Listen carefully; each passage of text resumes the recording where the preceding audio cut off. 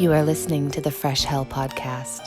This podcast contains material of a disturbing and often graphic nature. Listener discretion is strongly advised. Please don't let your kids listen to this, or they might turn out like us. Hello, and welcome to the Fresh Hell podcast.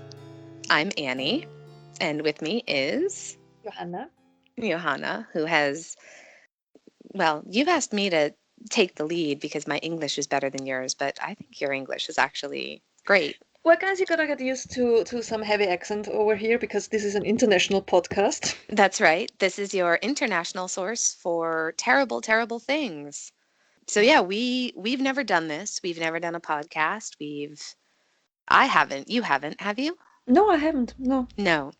Hopefully, as we get used to doing this, I won't be so nervous anymore, and I will ramble less than I'm probably going to in the initial. I mean, let's be honest here, guys. Listen, we're all new. We are trying our best, and we're gonna get better. So stick with us. Stick with us. So, but about us, we are. Are you? You're 40, right? You're in your 40s. Are you? I'm gonna be 40 in a few days, actually. Okay. I'm still in my 30s. So my sister is. You're the same age as my sister. She's 40 in May. I'm older than you. That's fine. I'm 42 in May. Oh my God. I know. I'm pretty old and stale. I used to be young and fresh, but that ship has sailed. And yeah, but we are, we've never met in person. We are internet friends. I mean, we should, honestly, guys, if any of you plays an online game, don't judge us. You can meet really interesting people there. That's how we met. That's how we met. Yeah, playing an online game. And we'll never tell you what game. Never. It's not World of Warcraft. It's not Dungeons and Dragons. That's all we're going to say. It's actually a really super competitive online solitaire group. We just play solitaire by ourselves, and that's actually a great idea. I want to start an online solitaire group for people who feel like they should be connected but don't actually want to have interaction with anyone. A solitaire league. Is that a thing? We haven't met, but we have a lot of things in common. We do. We love dogs. Yes, we do love dogs. I have one dog and one beagle. I'm living vicariously through your dogs because you've got Miss Leela and then Jam the beagle.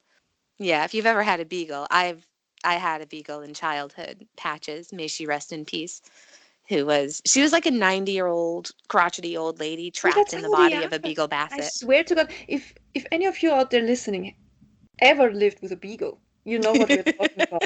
I mean, they judge you constantly, and they are like these little furry humans. Yep. And they don't want to be treated like dogs. No, and they're very judgmental. Extremely. They're always judging you and finding you lacking. And that's why we love them. Yeah. What a character. Exactly. So we love dogs and we do love crime. Well, we do. We do crime. Love to read and talk about true crime. Let's say it like this. We're not like murderous people.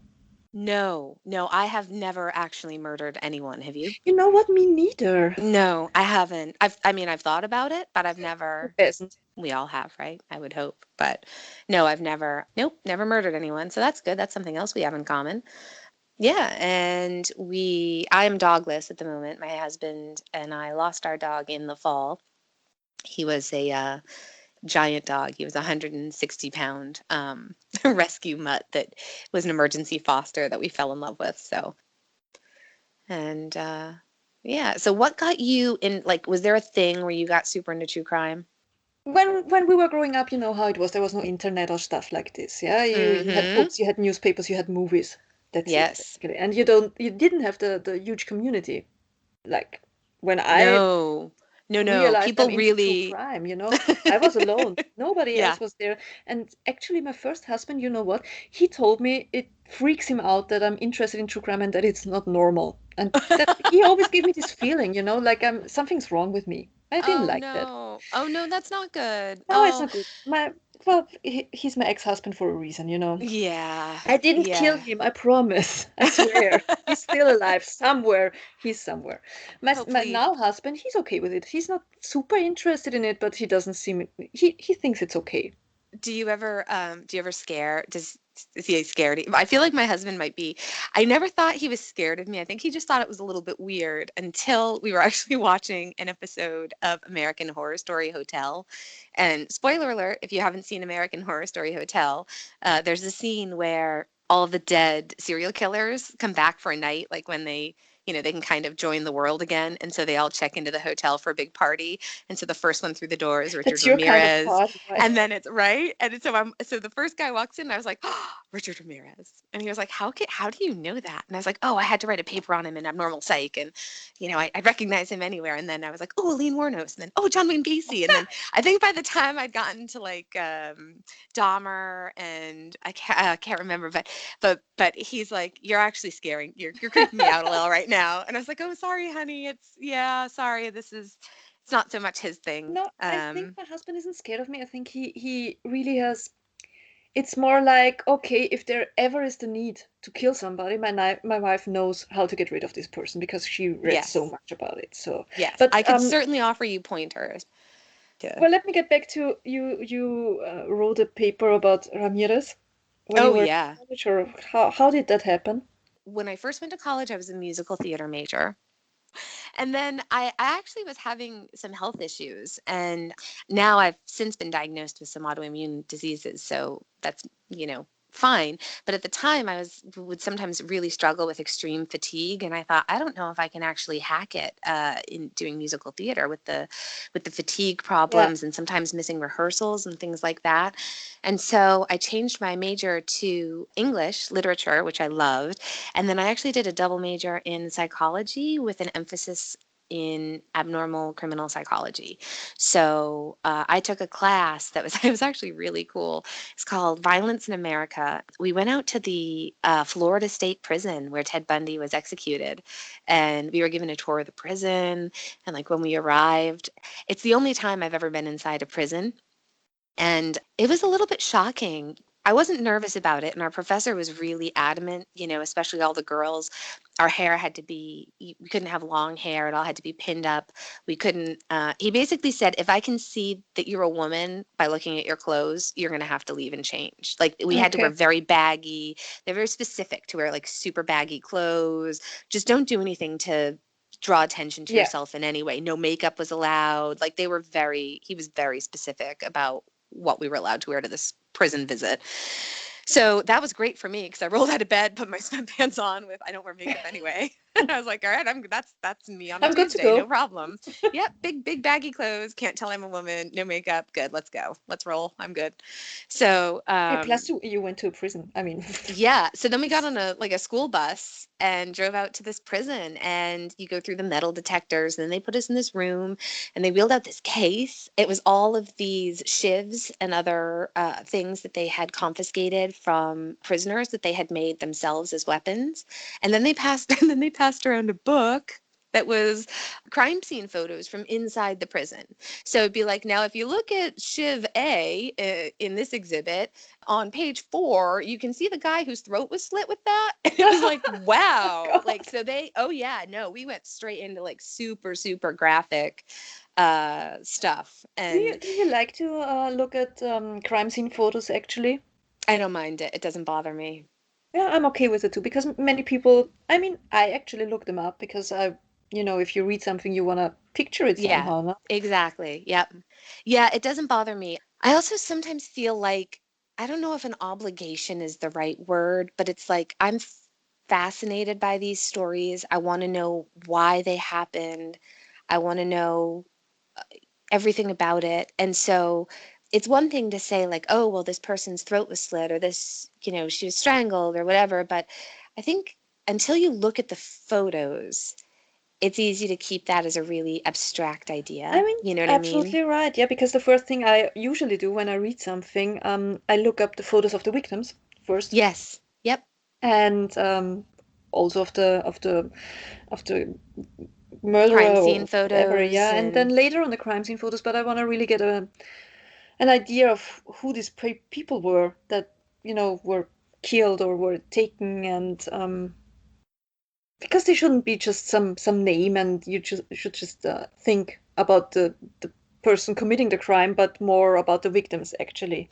That's it. Yeah, I feel like when I read about the crime, I want to know about the victim, and then when I look at crime scene photos, when I look at them, I can sort of detach myself from them. So for the most part, I just kind of look at them. But then when I think about the crime, I think having seen all the terrible photos, it makes me feel that loss in a much more visceral way. You know, it's like, Yeah. oh, I obviously I don't understand what was really done to these people because I haven't experienced it myself, and I'm grateful for that. And I wish nobody ever experienced these things. But I think that it closes the loop. You know what I mean? It's sort of like the last part of it. But getting back to your prison story, did I ever tell you that I was in a US prison? No. It's the funniest story, actually. We did this road trip, my husband and me, for 3 weeks. We were driving down south, like we've been to Alabama and Mississippi and Georgia and all this stuff. So we Oh were yeah. going from Baton Rouge to Natchez, I think. Natchez? Is that Yep. how you say it? Yeah. Natchez, Mississippi. Everybody forgive me for my accent, please, but you have to handle. No, you're good. You're good. And we were driving down this street, and I see this tiny poster on the side of the street, and it says Angola State Prison Rodeo. Oh, oh yes. So I'm like, turn around, turn around. My husband is like, well, what's going on? I said, turn around, there's a prison rodeo. We gotta go there. And he's like, yeah, Mm-hmm. that sounds fun. We go there. Okay, we drive there, and it's huge. I mean, we didn't know anything about this prison. I never heard about it, yeah. So we go there, and the whole prison complex, it's just acres, and it's, as far as I know now, it's almost self-sustaining, and they have these fields and crops and cattle, and I don't know, it's huge. It's That's huge. pretty amazing. So we go there, and there's lots of people, and the rodeo didn't start, and they have this like market where the prisoners can sell the stuff they made. Yeah. Not the interesting stuff they made, but like they made some cool stuff like I have an benches. ashtray Yeah, made there out you of a go. license plate that Yeah, our friend Lori gave to me. so It it's a was like big, a just prison yeah. ashtray. And there's this Christian prison band playing, and it's great food and stuff. We're having fun. So we're walking around there, and my husband says, like, I mean, these. There's no security here, or you could just mix with the prisoners. Some were behind like a fence, but most of Yeah. the prisoners outside, you could talk to them and stuff. And he's like, Well, a lot of yeah, them were probably in for nonviolent yeah, offenses, exactly. and So that's what my husband said. He said, "Oh, that looks like some minimal security prison here. So maybe they did some, tech stuff or something like this." oh Yeah. yeah, in the Yeah. South, are you And, kidding me? If some of those guys were probably in there for having a joint in their pocket. well, but that's No the thing. joke. Yeah. So we meet this lady, and she was working for the U.S. Army.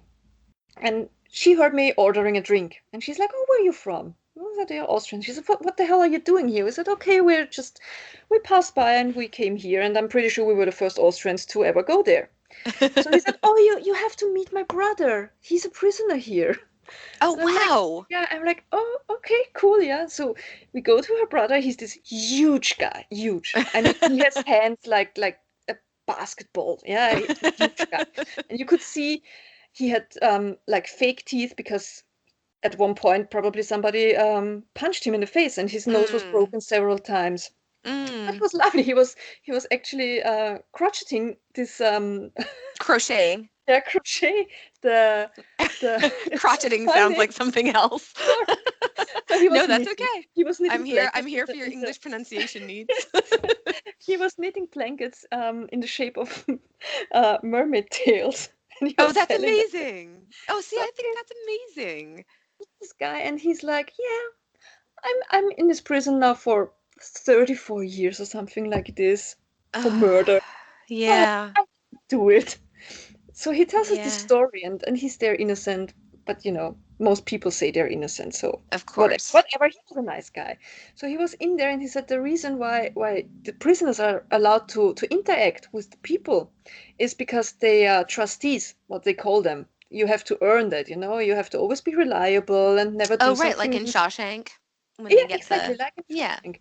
Then he tells me, yeah, we have death row here and blah blah blah, and most of these guys are in here for uh, robbery, armed robbery, and stuff like this. And then I realized it's not some kind of minimum security prison. Oh no, Where no, no. Angola like is big Angola time. is big time. Mm-hmm. Lots of heavy Yeah. guys. Angola's like Florida State, I think. It's Yeah, just, yeah. exactly. If there's a death row, Yeah. And they also hmm have a women part of the prison, and they also have the women's death row there. I mean, yeah, it's when I went to Florida State Prison, I almost just said Charlize Theron. Eileen Wuornos was a prisoner there in the women's prison when I was visiting. Yeah, I didn't get to meet her though. so if any of you ever have a chance to go to Angola prison, Rodrigo, please do. Please, if he's still there, buy a mermaid blanket. He's really actually a nice guy. Buy a mermaid blanket and send it to me, please, because I'll send you the money via PayPal if you can get one. I I'd like a mermaid blanket, and if it was made in prison, then it would mean even Of more to course. me. That's right. Yeah, it's prisons are prisons are tough. I'm glad he was crocheting. I mean, prisons are tough in the United States. They are. Although I do often feel like they're not tough enough in some regards. Like personally, I would like to abolish the death penalty, but I think that if you would have been eligible for the death penalty, then I think you should be in a prison that doesn't have internet or television or I mean, as movies. far as I know, death row prisoners are they have their cells for all for themselves, and it's like not as tough as other prisons in the United States, or like you know, Mhm. Yeah. like you want to Yeah. make their last days or last years because it takes years more comfortable. Yeah. But we I don't just have think that here, we don't have no. this sentences, but we do have the most modern prison in the world, actually, in Austria. Do you? Is it Yeah, like it's like a hotel. oh You have God. to you have to Google the photos. It's when I was married to my first husband, he was Mexican, and my Mexican in-laws sent me a link to it and said, "Is it true? Is this a prison in Austria?" And I, yeah, it is. It really is. Oh wow. I'm gonna have to take a look. We'll have to post it on the website. But I'm gonna post a link. yeah. Yeah, it's interesting to see the differences. The links for our websites are for our stories are going to be pretty random, I think. I keep Yeah, falling into holes when I research. So it's like I'll look into one thing and then it's like, "Oh, now I need yeah, to know I do everything it too. about this other thing." Yeah. I think that's normal. I mean, I and hope that's how you start out in true crime. You hear something or you see a movie about based on real-time murder, and you just you start researching, which is so much yeah. easier today because of the internet. Yeah. Oh, absolutely. Yep, much easier. And it used to really terrify me. In a way it doesn't scare me anymore. I got my hands on a copy of the Amityville Horror when I was like 10 or 11. God. My mom kept taking it away from me and hiding it, but you'd never throw away a book in our family. That would just it's unthinkable to throw away They a always book. found So it and kept reading. I always found it and kept reading, and she was right. I had nightmares for a long time, all summer after I I mean, found that book. seriously, that movie alone gave me nightmares because I don't know if I ever told you, but I'm not such a big believer, or I'm not a believer in paranormal things or something like this, but they scare me. Doesn't mean Yes, I believe in them, but the that's how thought I about it feel about, scares me. well, yeah. Oh, see, I guess I'm more of a believer than you are. I don't think that I don't th- I think the whole thing with the Amityville Horror was a fake. I mean, the Yeah, DeFeo murders were obviously definitely. real, and Yeah, we'll probably cover the DeFeo murders at some point, and we'll probably cover the Warrens at some point, yeah. and I and wanna some of their because I stuff. think highly of Yeah, them. I do believe in ghosts because my house is haunted. It's an old house and I've had a lot of interesting experiences, and we'll have to do a special ghost stories episode Yeah, I want to hear all about it, and I'm one of sure. these days. Yeah, but the whole I don't think any of that was real in terms of the Amityville horror. And yet to this day, if there's more than two flies in a room, nope, I can't do Yeah, no, it. Anything more than two flies is too many flies. I mean, really one fly is too many flies, but yeah, two I'm not just a puts big me fan like of chills flies down my either. back when there's but yeah, it's we're just inundated with this kind of stuff. And I think there's often a sense of for me anyway, when I'm feeling overwhelmed or bad or anxious or whatever it is about things in my own life, I just always remind myself that it could always be worse, no matter Yeah, how bad things have ever been for me. And I've had some tough times. I always tell myself, just remember it could always be worse. It And could then be, yeah. and then when you get into kind of true crime, it's just a constant reminder of how fortunate you are, is the thing I always try to take from it. It's just like be grateful for the things you do have. And Yeah, but do you also have the feeling like I get that sometimes when I read these stories, like how life can change so quickly, just with the beat so so of the heart, quickly. like Mhm. just snap and it's completely different. And maybe just because you were at the wrong place at the wrong time, or you Yep. you you talked to the wrong guy, and your life is done. Yeah. Yeah, absolutely. And that's happened to me. I mean, I had my life pretty profoundly changed because of the actions of one person, and we'll talk more about that down the line. But in my case, it was accidental. And I can't even, that was one thing is, I just, when you lose somebody and then it's bad enough. And I just remember thinking, well, at least it wasn't intentional. How could anybody, Yeah.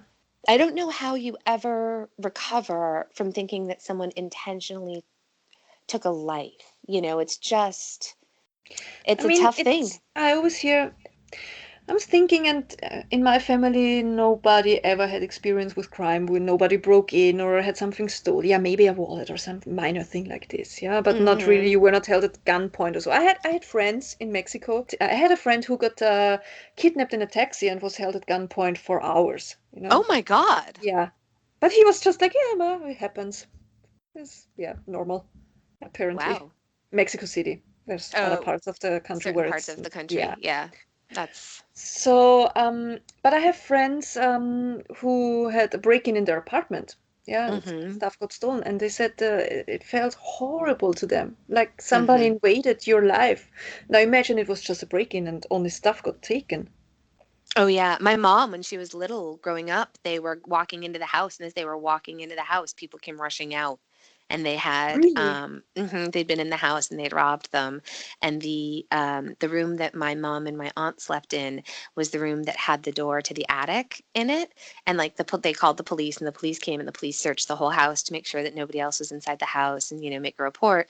But mom said that, it was hard to sleep after that because she'd Yeah, just look at the door and be afraid yeah. that somebody was in the attic. And then she told me that story. And then every time we'd sleep over at my aunt's house, which was the same house that she and my mom Oh, grew up just in, good night. Sleep that's there the room my in the sister and room. I would be sleeping in. And I just lie there awake, staring at the damn closet door, waiting for a criminal to come creeping down. So that's the circle of life. It continues. Yeah. I mean, with that's a nice bedtime story, but I'm used to these kind of things. You know what kind of bedtime stories we have over here. I mean, it's all cruel Oh, and yes. That's a story. That's actually a topic we should absolutely do because but the it's not book going to be just murder. I want to just cover all the really, just anything definitely. awful. If is it Yeah. awful, let's talk about it. Is it terrible? Tell me everything. I I just, gonna tell about the book that you sent me the link and I said, yeah, well, I have it here. I couldn't believe you had that book. It's awful. It's a very famous children's book over here in Austria and Germany. It's basically um, it was written to teach children what not to do. Like, don't hit dogs; they're gonna bite you in the leg. And I mean, that's a good thing to teach children. Or look where you're walking, or you're gonna drown. And it's yeah, it's very cruel. It's very cruel. But that's how It, we grew up here. We're tough. oh yeah, you guys have been, I mean, straight up terrorizing children. Yeah, In a way I we've been heartily terrorizing approve of, children by the way. since 1547 I or don't know something that like children this. have enough terror in their lives over here, and that's part of the problem.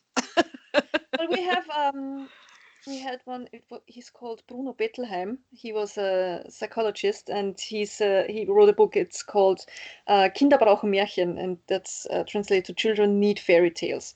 And you know the original fairy tales are nothing like the Disney movies we see today. They're really cruel, and they always have a cruel ending. But they're also like educational, and they tell you that.